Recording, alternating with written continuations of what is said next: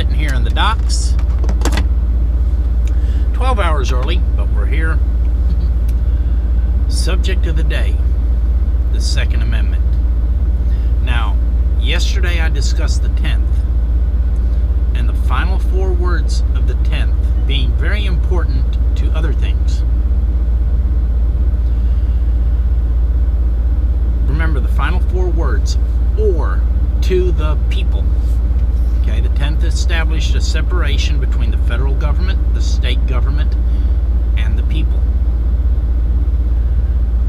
And the 10th was put in there to explain the powers and rights separations. Now, the Second Amendment, I don't even have to read this one. A well-regulated militia being necessary to the security of a free state, the right of the people to keep and bear arms shall not be infringed.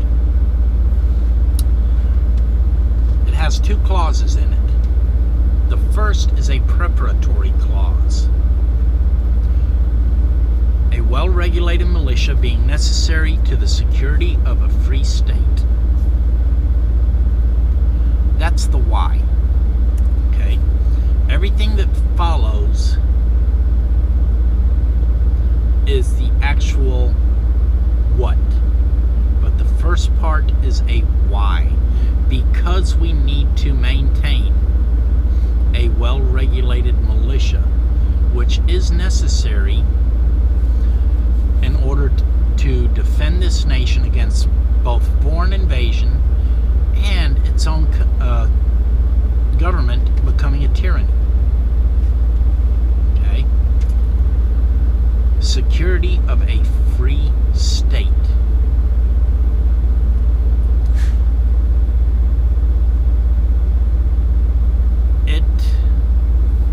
It's all it does. Okay? It explains why the rest of the following phrase is in there. Okay? It's sort of like saying, in order to ensure safety on U.S. highways, a license shall be required for anybody operating a motor vehicle. The first part is why.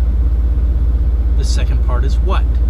A license is required for everybody operating a motor vehicle because of the safety requirement on U.S. highways. So, the second part of the Second Amendment, the right of the people. Okay, this is where the 10th Amendment is very important. Or to the people. The people are not the state. The people are not the federal government. The people are the individuals, the citizens of this country. Okay, the right of the people to keep. Now, this goes back to historical terms. A keep was a secured facility where you kept property that you owned. Okay? So, to keep arms is to own arms. Okay? The right of the people to keep and bear arms. Okay? Bear. To carry on your person, to make use of. Alright? A pallbearer carries the coffin. Okay? A message bearer carries a message. Okay? So, to own and to carry on one's person. Okay? The right to keep and bear arms. Now this one is been debated and been twisted and turned around so much. Okay, I'm gonna have to get back at that on the tail. Okay, shall not be infringed. Shall, absolutely must be this way. Shall not means it absolutely cannot be under any circumstances. And infringed is the erosion of individual rights, as applies to law, is the erosion of individual rights through force of law. Okay? Now, we're left with the subject of what are arms. Oh, hold on. Oh, no, she's going on by.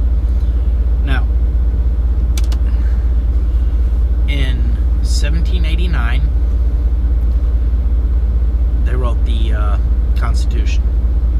1791, the Bill of Rights.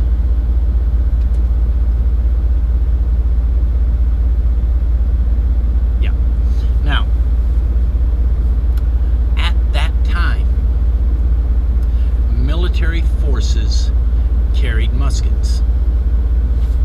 Okay. So did the people. The musket was the frontier defense weapon.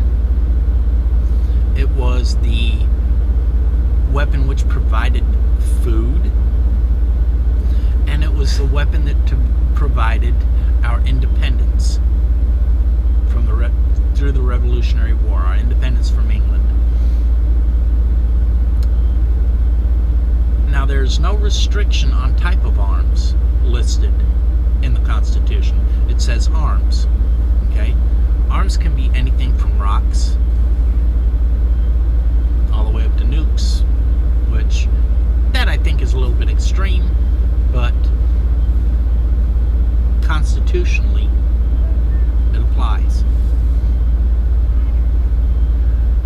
Now, as arms designs manufacture has progressed throughout history, so too our right. In order to defend from a hush, I'll be right back. Now, as I was saying, the reason I said arms and not muskets, muzzleloaders, any of the other terms, bows and arrows, knives, is they foresaw a progression of weaponry. We have to remember, okay, all this talk about assault weapons nowadays, okay,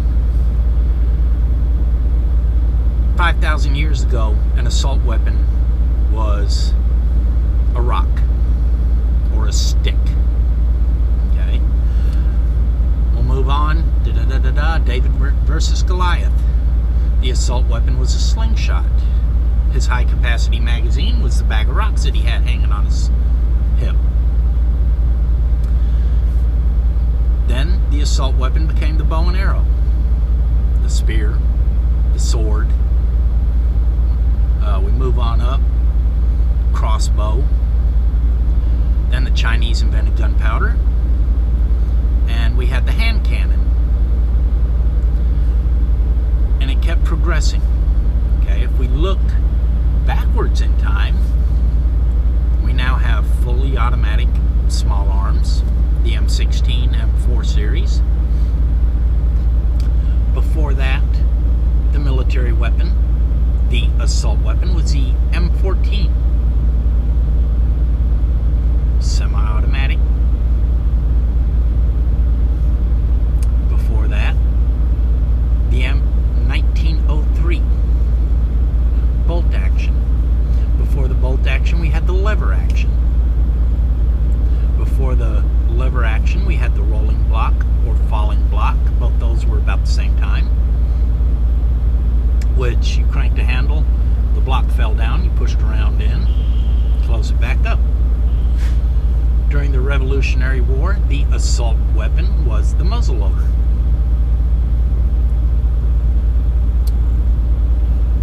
But our forefathers had seen a lot of progression in weapons, and they knew that weapons would continue to progress, so that's why they put arms. In order for the citizenry to come together and form a militia that is capable of defending this nation and the Constitution, it must have the ability to arm themselves as the military is armed, either the invading force or our own military. So, we've discussed the fact that we have constitutionally an unrestricted right to own and carry on our person weapons, arms. We know that it is an individual right, not a state's controllable right or a federally controlled right, because of the 10th Amendment, putting that division in there. We know that types of weapons can't be limited because it says arms. They did not specify. They left it wide open. Okay? To give an example, when a politician comes on TV and he's standing there speaking into microphones and it's being broadcast on TV and on the radio because he has a First Amendment freedom of speech, correct? And says that the Second Amendment only applies to muzzleloaders, he's being an absolute hypocrite. If the Second Amendment applied only to muzzleloaders, then the freedom of speech applies only to standing on the street corner and saying what you want to say, unamplified, with no electronic media broadcast. It means the freedom of press only applies to the manual offset press. Okay? These modern newspapers, computers, internet, TV, radio, none of those apply. You cannot restrict one based on what was available at that time and not restrict the rest. And you cannot leave the rest wide open and restrict one because you don't like it. So, I realize I went a little longer today, but it needed a little bit more coverage. Hello all. We did shift change in a rest area about 30 miles ago. Took all day to get loaded. About 7 hours, then we had a weight issue and took an hour to fix. But that's fine. We got our next load assignment. And we got tons of time to pick that one up. That's another short run. Now,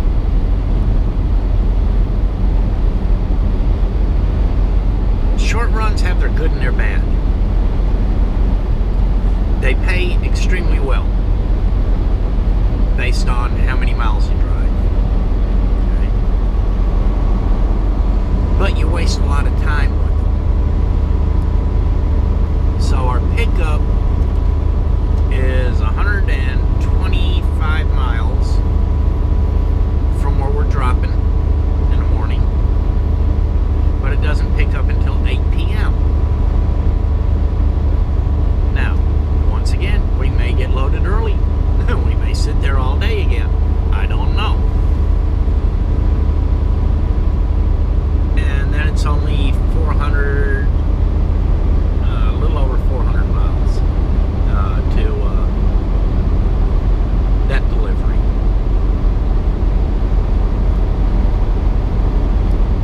So you've got your good and your bad.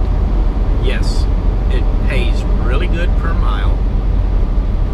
Counting our deadhead, which is our empty mileage from between our delivery and that pickup, it's paying about $2.50 a mile, which is a lot better per mile rate than we get on cross-country runs.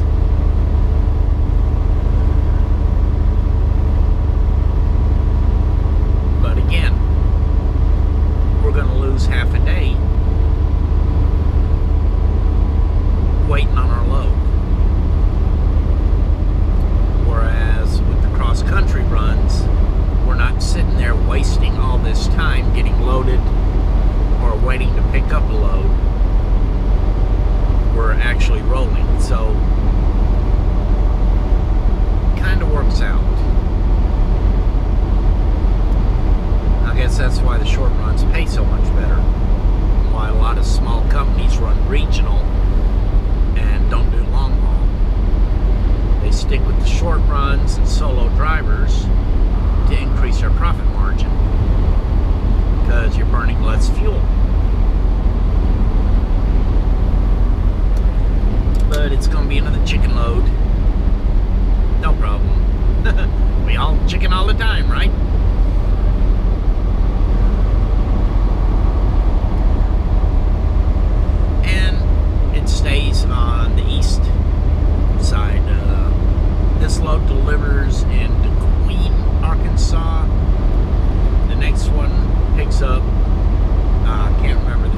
It's also in Arkansas. And delivers in Decatur, Alabama. I like Decatur. I used to go to Decatur all the time when I worked for a millwork company doing field service work. Oh, our phone's ringing. Closeout time. We are at our delivery. Hope you enjoyed it. Hope you learned something. If you did, please share. Have a wonderful, wonderful day, and we'll see you tomorrow. Bye.